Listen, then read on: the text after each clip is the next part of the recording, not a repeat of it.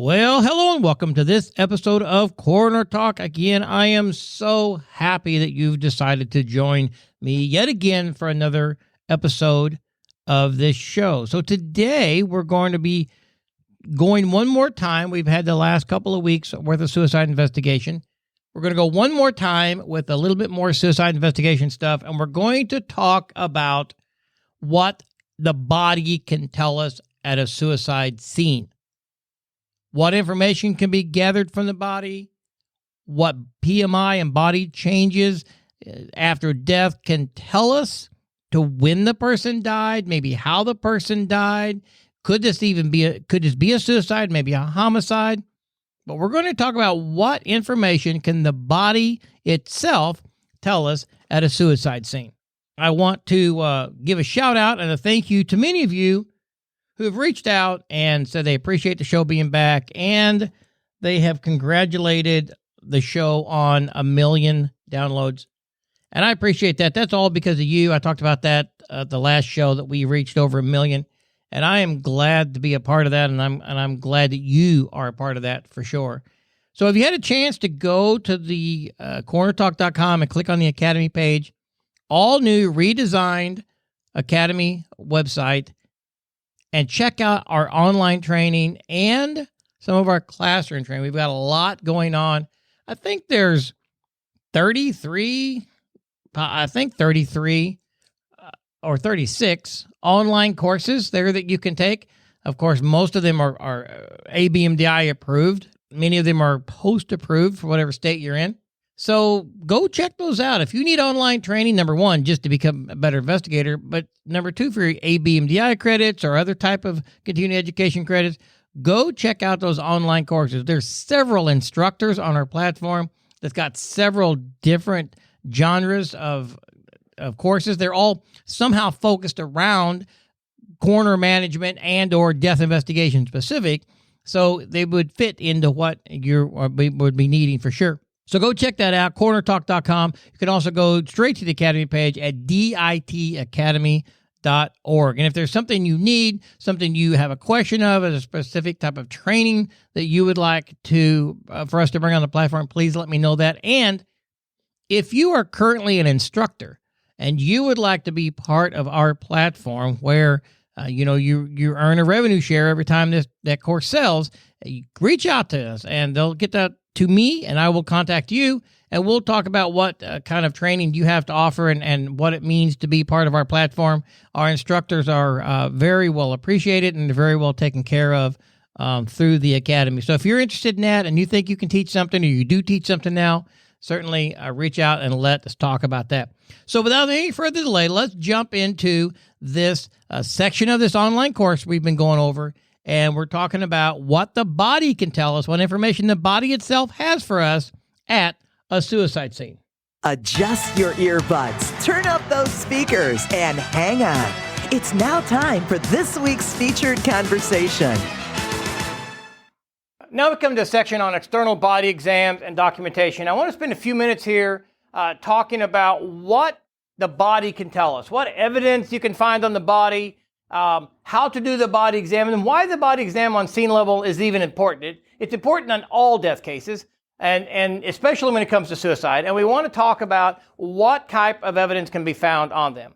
So an initial exam, while on scene level, is critically important because evidence that you might find on the body at scene level won't necessarily be there at the autopsy because of movement of the body, maybe transporting the body in and out of a body bag or moving in and out of a cooler and just jostling around during movement.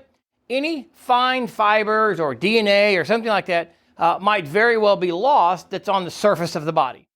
And so if you have a body maybe that has some blood associated with it, blood may pool in the body bag, and then it will also slosh around on the body and remove DNA and fibers and stuff like that. So it's important that we look at the body at the scene level. It's the first of two exams. So we do one at the scene, and then at the autopsy, they will do another one. Of course, then that is more documenting the external features of the body, well-nourished white male, average, approximate age of 35. The whole, you've read autopsy reports. But then they also document injuries, they document tattoos and all of that. But because fiber can be lost, things like ligature mark can fade or even strengthen sometimes, and then bite marks, things like that can be gone by time the autopsy time. So that's why we want to obviously do our exam at the scene level. And then we want to document everything the investigator sees. We want to document injuries, wounds, tattoos, scars, anything that may also lead to the cause and manner of death. Now, in most situations, you're going to have the coroner or the medical examiner investigator on the scene doing the body exam. They should be better trained when it comes to what to look for on the body, looking for post-mortem changes, which we're going to talk about in a little while, considering lividity and rigor mortis and things like that.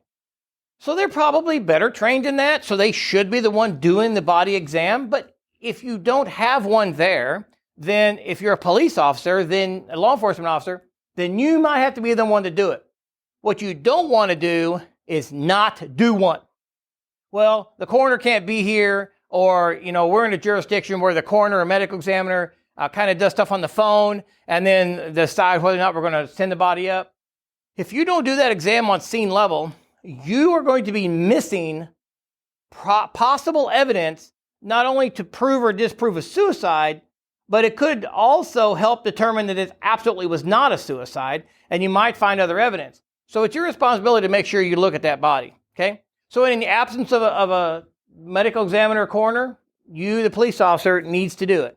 And if the coroner or medical examiner is there, they'll be the one that does it. Now, I do agree that you all should do it together, like both entities are there at the same time. Maybe only one person has their hands on the body, manipulating the body, but police and coroner is there together, watching, doing it, photographing, things like that. That's always the best. And then if the law enforcement officer has a question about something, the coroner or medical examiner would be able to answer that for them immediately. Documenting the exam, we want to make sure that we do photographs of the body completely without it being moved. And then as you progress through the body, we want to photograph each area that you get to.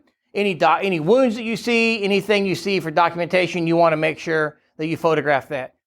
Of course, written notes or digital notes are very important. You'll want to make sure that you keep good notes of your exam, keep notes of what you see, of the progress, of the changes, things like that. Again, we want to keep those notes. Even though you're going to supplement them into your final report, you're going to want to keep those notes.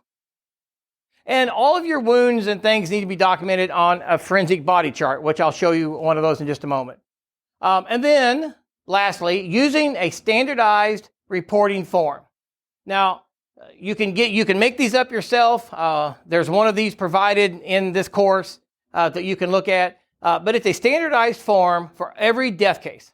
And if you just fill in the blanks, to check yes and no's and check what you see and fill in the blanks, you're going to have a fairly well-documented body exam and scene just by using the standardized form.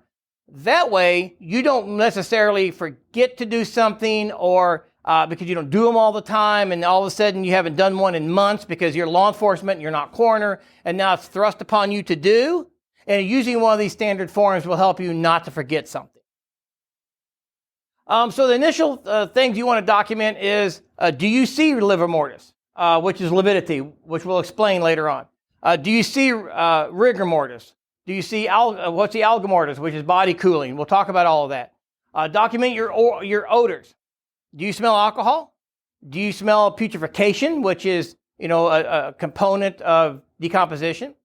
Are there any insects on the body? Do you see fly larvae? Do you see fly eggs? Are there any other insects on the body? Has there been any animal activity? Has a dog or a cat or a wild animal, a coyote or raccoon or something, interacted with the body in some way? Document all that, not only in photographs, but also in your notes, and make sure we're looking for that. Position the body was found. If EMS moved the body, you need to note that EMS was there and they moved the body maybe from the front to the back or something. But you need to document how you see it. So was the body face up, face down? Was it sitting? Was it hanging? partial hanging, full suspension. Of course, that's going to be in photographs and in written explanation. The surface they're resting on. The reason this is important is because of it can be because of marks and shapes on the body that might correspond to the surface they're on, but it can also add to the increase or decrease in body cooling. So are they laying on a carpet? Are they laying on the ground like dirt? Are they laying on a bed? Are they in a chair? Are they hanging in midair? What surface are they resting on? Because in a little bit, we're going to talk about body cooling and alga mortis, and those surfaces will play a big role in that. So we want to document that at the scene of what they're lying on. And then stage of decomposition. So are they fresh? Is it moderately decomposing? Have they started to bloat? Have they started to mottle? Are they in an advanced stage where they've actually now pooled down to just skin left? Have the maggots got them all the way down to nothing but skeletal remains? Has it been a number of months or years? But the stage of decomposition. And then clothing. We want to document whether the clothing is appropriate for the scene. Are they in shorts and a t-shirt and it's 18 degrees outside? Or are they in full winter coat and it's July and it's 100 degrees outside? Is the clothing appropriate? Also, are they in a party gown, a ballroom gown, and yet they're found dead in a car behind the local stop and rob? Does the clothing match the environment? Does the clothing match where they're at? And that could give you an indication of where they were from or where they came to, something like that. But then also look for redress. Does it look like they've been redressed? Is something on backwards? Does it look like someone's been dragged? Look at the back of shoes, things like that. So look at the clothing and make sure you document all that you see about the clothing. Are the shirts tucked in? Are they not tucked in? Do you have buttons missing? Things like that. Zipper broken on the back of a dress, something like that. So documenting wounds and defects. Now, one of the purposes of the exam is to locate injuries. That's one of the main purposes. We want to locate not only fiber evidence, bite marks, things like that, but also wounds or defects in a body, right? So by doing that, you'll need to look at the entire body. And it's certainly better to find a bullet wound or maybe a knife wound or something like that on the body at scene level before you get a call, let's say from a funeral home, because you went ahead and decided that this was probably just a natural causes death and nobody looked at the body, and goes on to the funeral home, and then the funeral home calls you and says, hey, I think somebody needs to come up here because we have a wound in this guy's back that appears to be a gunshot or a stabbing or something. This is not natural. Well, that would be a problem. So by looking at the body, it certainly will prevent that. Also, of course, sometimes bullets can go through a body and stay in the clothing so it doesn't come all the way out. And so moving the body around, you can actually move a or lose a projectile. So we'll want to look for that. And then again, as I mentioned earlier, sometimes marks and injuries and wounds change over time. So you might have a bite mark today, but over time it fades, and now it's not going to be seen two days later at autopsy, right? If you've got injuries to the back and you lay somebody in a body bag on their back, lividity is not fixed yet, it'll fill with lividity, it may not be there at all. So any injuries and wounds can change. Also, sometimes you're documenting a body where you see no injury, but 2 days later, during the decomposition process and lividity and things like that, some injuries become more apparent. So that's why you want photographs and documentation of what you've seen today, and that way if it's anything different at autopsy, that can be explained. Because remember, we're discussing suicide. And just because we have something that appears to be suicide doesn't necessarily mean that it is. And without a body exam, you might miss that. For instance, if you have someone that's partially hanging from a closet rod, so they have a rope around their neck or a string or a electric cord or something like that, that's fine. It appears to be a suicide. But by looking at the body at scene level, on the scene, you see that there are what appears to be finger marks or bruising or something else around the neck that doesn't match the ligature. So could this have been a manually throttling, a manual choking, strangulation, and then they put the rope around their neck? Well, those marks might fade over time, and you wouldn't see those a couple of days later when you've laid them on their back for 2 days. So that's a good example of why we want to look for wounds like that. Of course, another thing I want to point out is be careful what you call injuries and wounds on a body. You can call them an injury, you can call them a defect. Just be careful calling something a bullet wound if you really don't have the characteristics to know for sure, or a knife wound. You can call it an oblong injury or defect or a circular defect, or you can even say it appears to be. It appears to be a consistent with a gunshot injury, something like that. That's fine, but you don't want to pigeonhole yourself into one thing and then realize when the autopsy report comes back out that you're wrong. So appears to be, consistent with, things like that. That's great terminology. So here you see an example of a forensic body exam chart. The thing I want to point out here is the circles, the squiggly marks, and the straight lines. All of those things on the body mean something. But without a key ledger or drawing the line over like this one did and writing what it is, just putting the circles and squiggly lines on a body exam chart doesn't tell me or anybody else what that is. So you have to draw where the location is, and then you have to write a little bit about what it is. That way, we know later on what that is, because remember, this might be weeks or months before someone looks at it again. So a little more word about clothing. Again, make sure it's appropriate for the season. Make sure it's appropriate that it's not been redressed or drugged or something like that. Look over all the clothing if possible. You have to lift all the clothing to see skin surface. In a body exam, you have to see all skin surfaces. We can't, if you can lift up the shirt, front and back, that's fine. Look at the arms. If they got shorts on or something where you can look and see in the genitalia area, things like that, then do so. If you have to take the clothing off or you have to cut the clothing off, cut it on the seams, up on the sides and the seams so they can be laid back together, things like that. But again, if you're not looking at all the skin on the body and putting your hands on the body, from the top of the head to the sole of the feet, and looking at everything, then you're not going to know if the injuries are there or not. And then later on, you find out that you wished you had seen it at scene level, okay? So again, if you do take the clothing off, we want to package that clothing separately. A shirt in a bag, pants in a bag, underwear in a bag. Don't throw them all in one bag. If you take them off and you think they're evidentiary, right? If you think that you're still working this investigation and that clothing might contain evidence, you do not want to mix the clothing. So you may have 7 different bags there with clothing in it, but it all needs to be in separate bags. Otherwise, you're going to cross-contaminate those things. So on the body exam itself, we want to be systematic. So first off we do is just an initial observation. There's a body lying there, initial observation of its position, the surfaces it's on, things like that. Then you want to start with the head and literally put your hands on the head, feel the scalp for indentations or if you have any other marks or injuries or blood, something like that. Look in the ears, look in the eyes, look in the nose, look for injuries, look for things that don't look right, things that you need to document. Maybe there's blood in there, maybe there's dirt in there, things like that. You may not get the mouth open if rigor mortis has already set in, but what about, look at the teeth the best you can. Look, the ears, the eyes, things like that. And then we go down the neck, the shoulders, both arms, both legs. I like to start on the left side of the body. Generally, I start on the left side of the body and then work back and forth. But maybe the body's in such a position I can't necessarily start on the left. But if you're systematic, we always start at the head and always start on the left or right or something.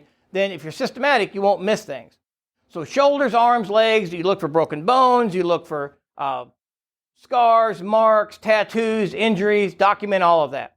And then, of course, we go to the torso, front and back, chest, abdomen, and then the back, looking for the same things. Anything you see, you photograph with or without scale, you document.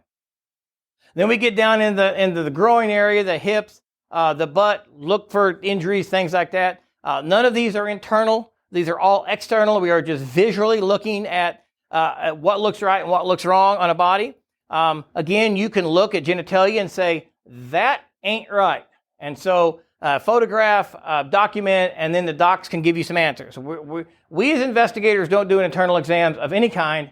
We look in the mouth, I guess. That's as external as internal as we go. But we want to make sure we visually see things on the outside. For instance, in a child abuse case, I know this is off suicide for a minute, but in child abuse case, you've got a dead child and you realize that there are bite marks on the inner thighs, or maybe damage to a penis, or maybe there's an impression injury on the child's back, maybe from a boot, someone stomped the child, something like that.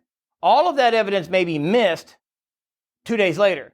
You certainly, as an investigator, would want to know those things on scene level because someone there has interacted negatively with that child. So that's my example. Then that can be in adults as well. And then we go through legs and feet. If they've got their shoes off and only in their socks or barefoot, look for broken fingernails in their hands and look for broken toenails. Broken toenails is indicative of a fight.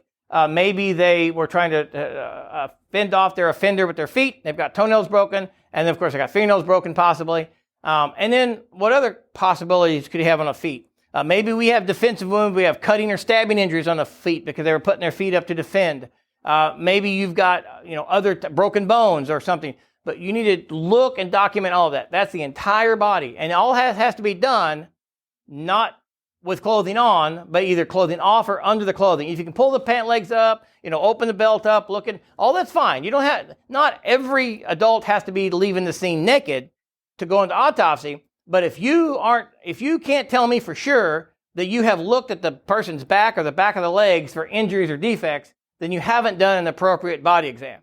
And then if you start having questions about suicide and things like that, where someone has struck the person or someone beat the person up or someone stabbed the person and then did one thing or another, you have no documentation that you can say, well, I looked at the body and I photographed the body front and back, and you can see from the photographs, none of those injuries are there. None of that's consistent with your story.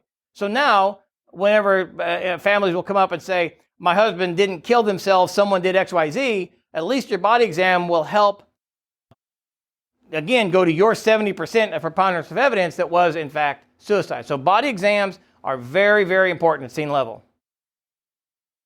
Okay, so collecting evidence, we want to, fingerprints, you might want to document fingerprints on all of your decedents, maybe just your unknowns. But if you have a question of identity, obviously you don't want to fingerprint that. Body fluids, we want to, blood and vitreous for sure. Urine sometimes is as important because urine is kind of what has been, not is. And it's not necessarily tested anymore as much. It doesn't give a quantitative measurements.